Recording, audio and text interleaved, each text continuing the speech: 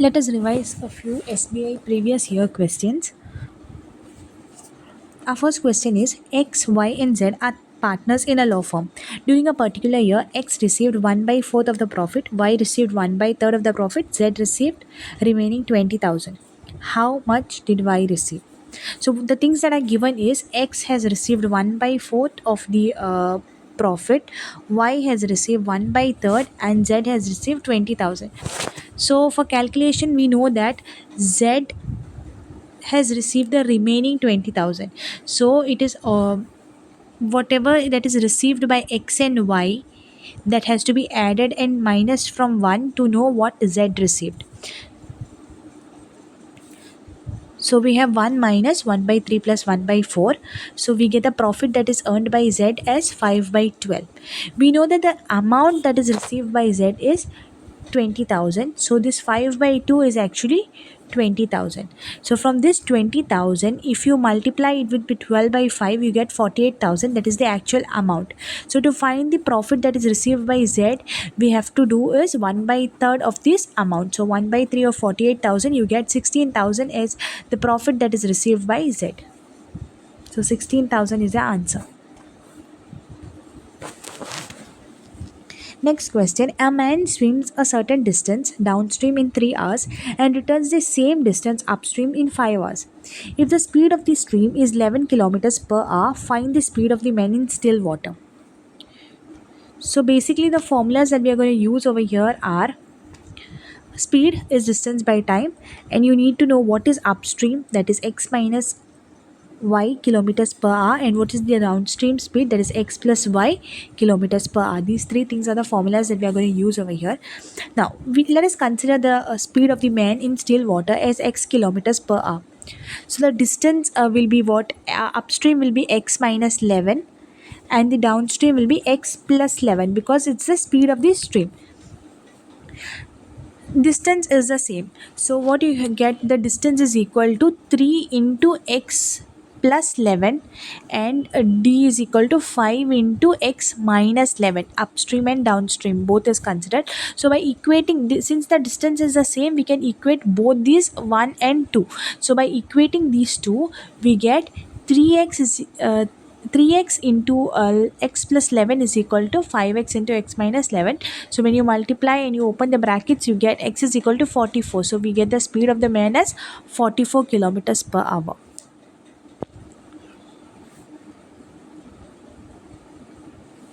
Next question is find the missing number.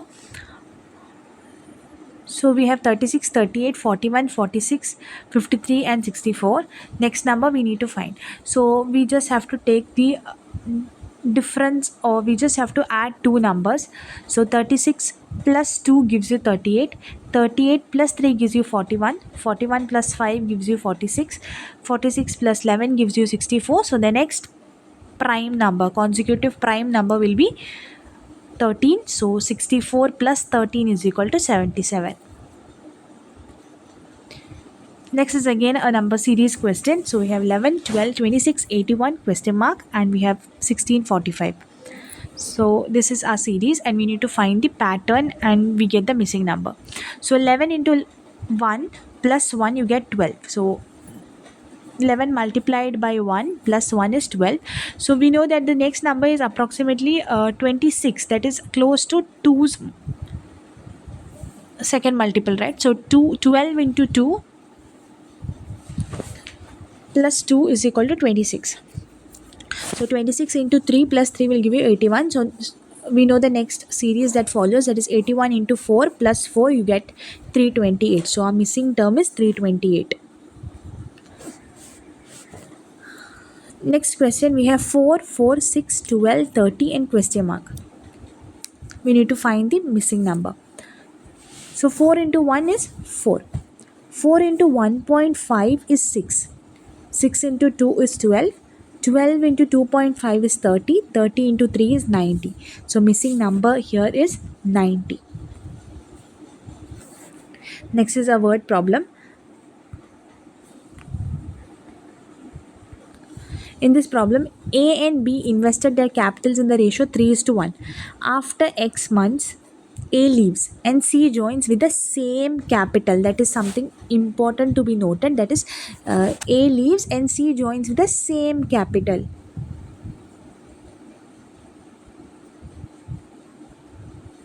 Sorry, it is some capital, okay, not same capital.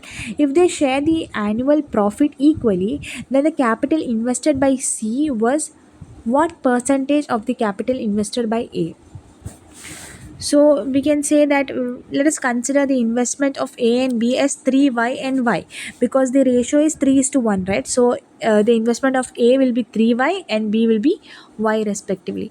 So time period is given, that time period of A is x, of B it is 12 months, and of C it is 12 minus x. Why is it 12 minus x? Because after A leaves, C joins. So A leaves after A is there till x months. So 12 minus x is the time period of C. So according to the question, it is given in the ratio 3 is to 1 form, right? So 3y into x months into the time period, investment into time. So 3y is the investment into x, which is the time period, is to y, that is the investment of B into time period is 12. This profit is shared equally, which is equal to 1 is to 1. In 1 is to 1 ratio, profit is shared. From this we can get the value of x, which means 3x is equal to 12 and x is equal to 4. So value of x is 4 months. So we got the time period of A, which is 4 months. From there we can find the time period of C, right? So 12 minus 4, you get 8 months. So now we got the time period of C also. So if our profit is the same, investment and the time are inversely proportional. So how we can consider the time period? Time period is 4 is to 8. So investment is inversely proportional, means the investment of A and C will be 8 is to 4. So our required percentage will be 4 by 8 into 100, which is equal to 50 percentage.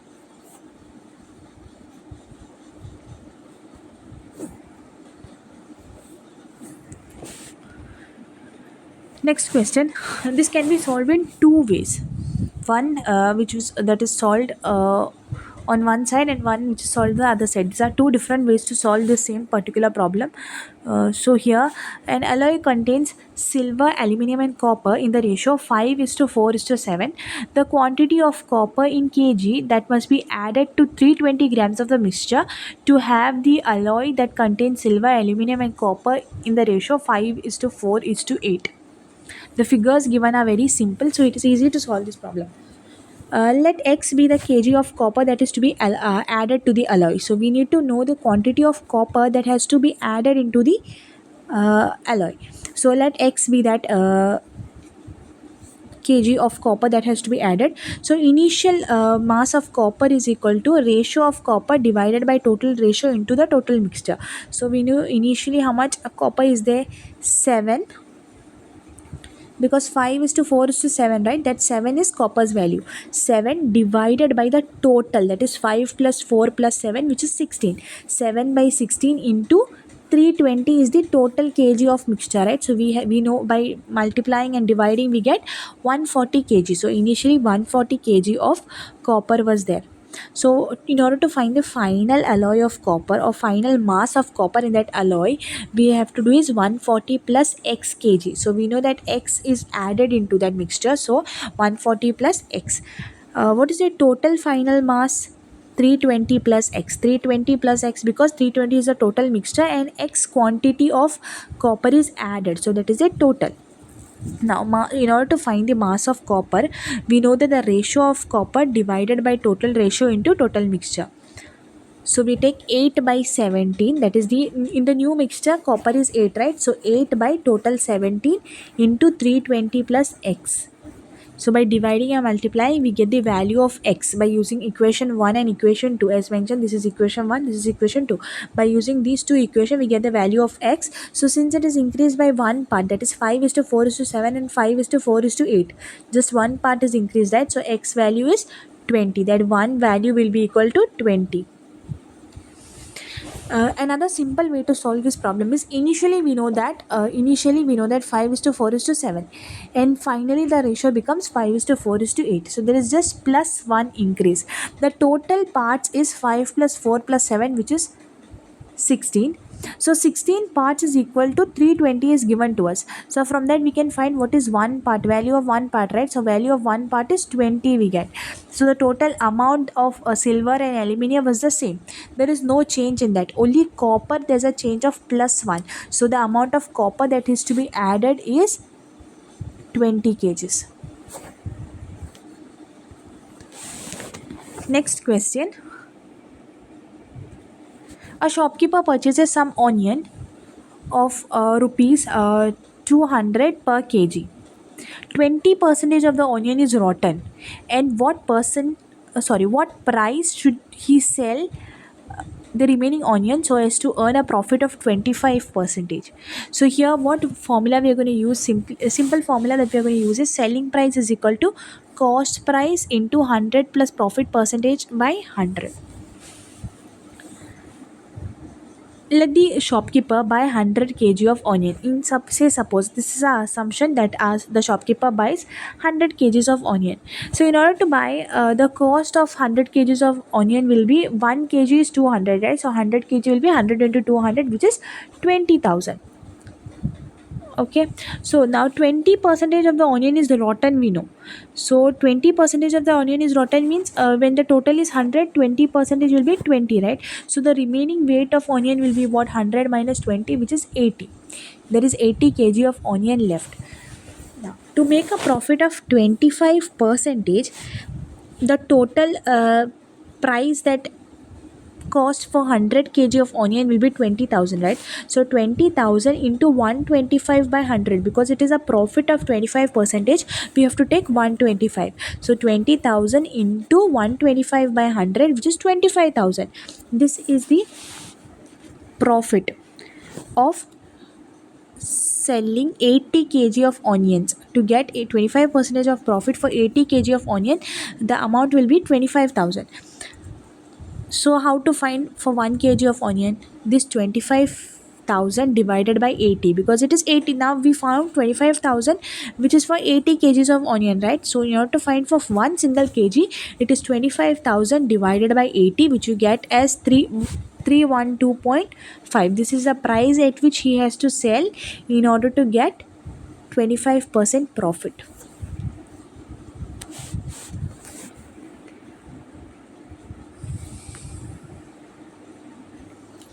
The circumference of two circles are in the ratio 3 is to 5. Then by what percent the area of bigger circle is greater than the area of smaller circle?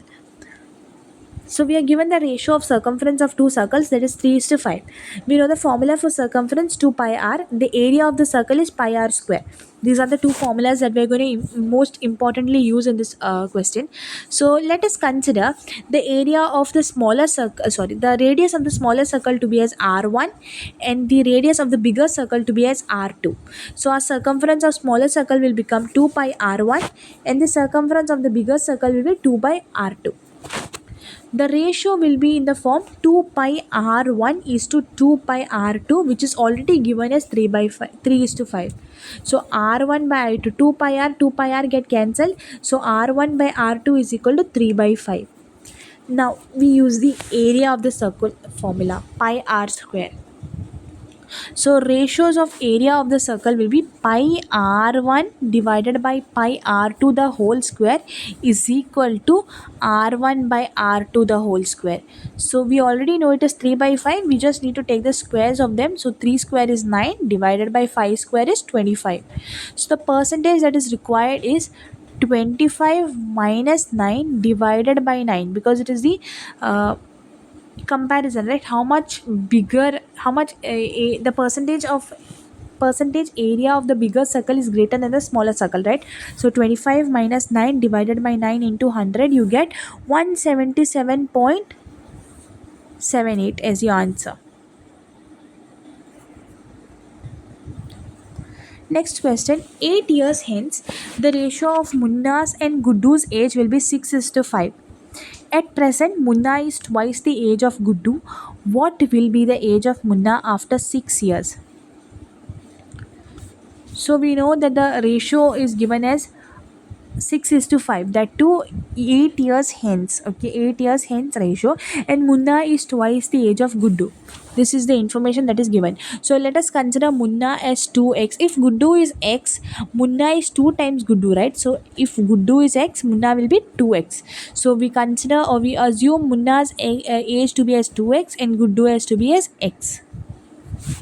So according to the question, we know that 8 years hence. So 2x plus 8 divided by x plus 8. This is plus 8 because 8 years hence, which means 8 years hence means it is important to know that hence basically means plus, ago means minus.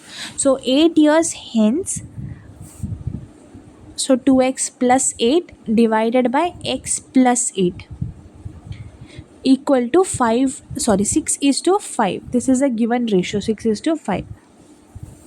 So when you multiply it, you get 10x plus 40, which is equal to 6x plus 48. From there you get the value of x to be as 2. Present age of Munna, we already said it is 2x. So 2 into 2 is 4 years. Munna is 4 years. We need to find Munna's age after 6 years. So 4 plus 6 we get 10 years. So Munna is 10 years after 6 years.